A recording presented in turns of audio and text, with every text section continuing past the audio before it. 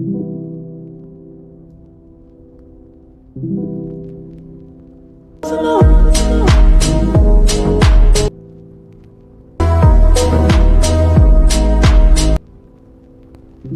friends.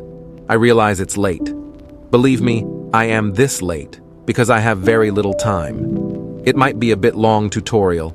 I wanted to show you not only the shake, but also some important basics. So I recommend you to watch the video by listening without skipping. I would appreciate it if you like my video before we start. If you have a question or offer, you can write in the comments. I always read and respond to comments. If your device is in good condition, I recommend you to use my 4K quality TWIXTORs. This way, you will get a better quality. I often encounter editors on Instagram who edit my TWIXTORs. Some editors do not use time remap in their edits. Time remap is a very important thing for editing. You should time remap according to the style of your edit, except for some styles. The reason why I make my TWIXTORs long and don't use time remap is because I want you to do it yourself, so you can make a time remap compatible with your own editing style. This will make your edits more pleasing and fluid. So don't forget to make a time remap compatible with your own editing style and the motion graphs you use. Now just follow my steps.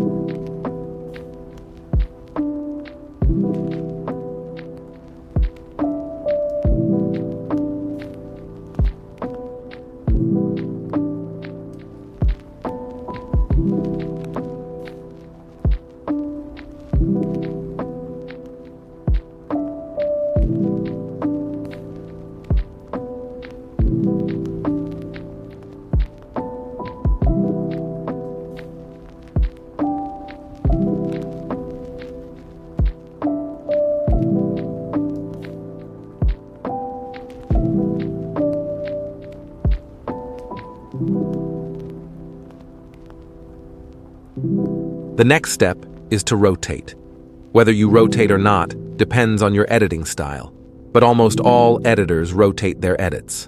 At what speed and with which graphs the rotation should be depends on your editing style. But rotation is as important as time remap to give your edits a more fluid look. If you make the rotation more in line with the character's head movements, this will provide a better look. Right now, I am making a rotation and graphs according to the style of my own edit. You can do it according to your own style. I recommend using pull size for zooming while rotating, and if you do it all at the same settings, it will make for a more coherent edit. You will also save time because you can easily copy and paste. Now just follow my steps.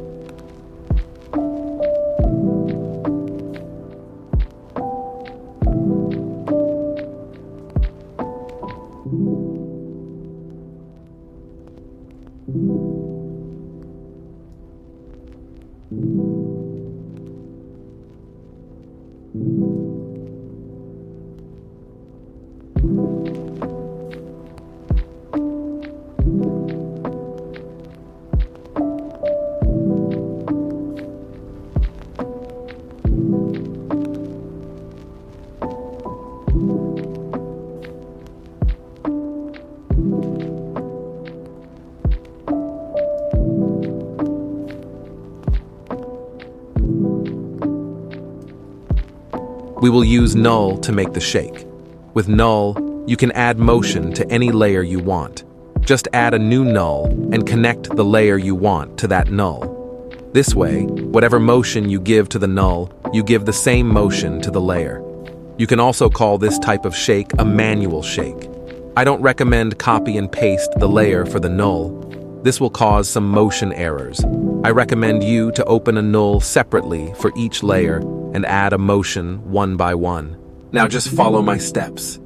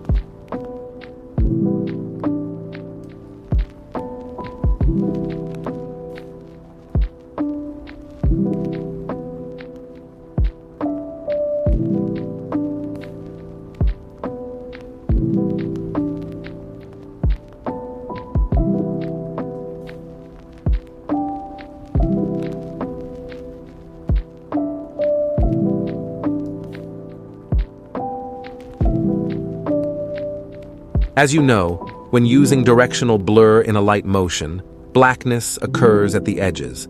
Just follow my steps and learn how to avoid these blacks.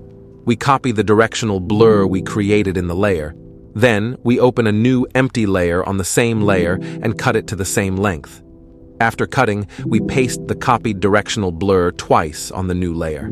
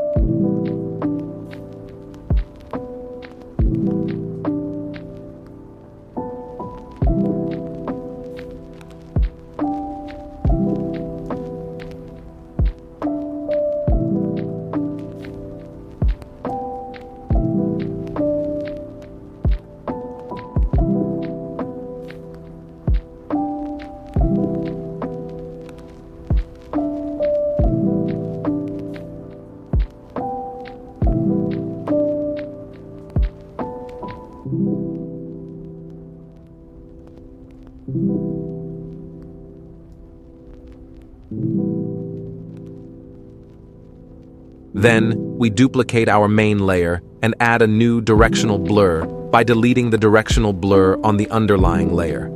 This time, we keep the degree at 0 and only increase the strength of the blur to 0.27 or 0.30. And this way, we now get rid of 90 out of 100 black edges.